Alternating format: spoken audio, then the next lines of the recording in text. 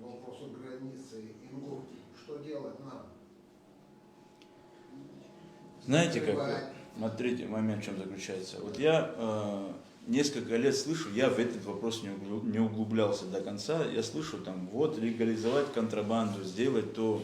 Слушайте, мы говорим, что это наша граница. Что значит легализовать контрабанду? У нас там должна быть таможня, затаможка, растаможка и так далее. Это вы сейчас про какую, российскую или про Ингур он говорит.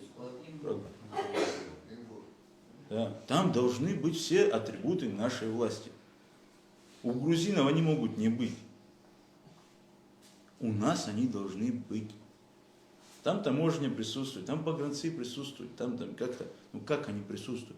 Почему все товары, которые идут оттуда, они у нас являются контрабандой? Легально, нелегально, такого понимания я не знаю. Там должна быть таможенная служба. Должна быть, это граница наша. Мы почему-то как-то к этому моменту относимся иначе. Касаемо мингрельского населения, то мы должны с ними вопрос решить. Нас удивляет, что мингрельское население там, в какую-то напряженку выезжает. Да, они выезжают, потому что мы их своими не считаем. Они понимают, что война начнется, они пострадают. Поэтому те моменты, которые мы отталкиваем, мы не должны удивляться тому, что они как-то нам бумерангом придут. С ними вопрос решать надо. Исторически мы в грудь бьем и рассказываем, что там все абхазы просто огрузинились и так далее. А что мы сделали для обратной стороны? Ничего. Что мы сделали по другому принципу, что сегодня от 60-80% руководства Грузии это этнические мингрелы.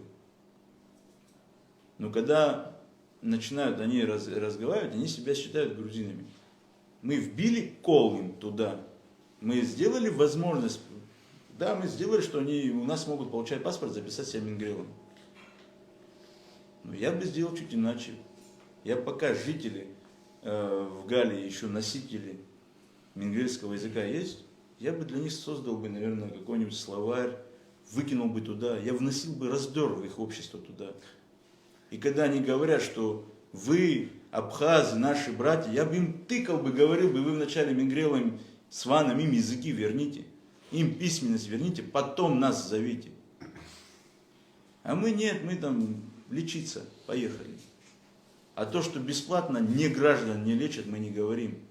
И те, которые едут, наверное, хорошо грузинский язык знают, что могут прочитать те бумаги, которые им суют.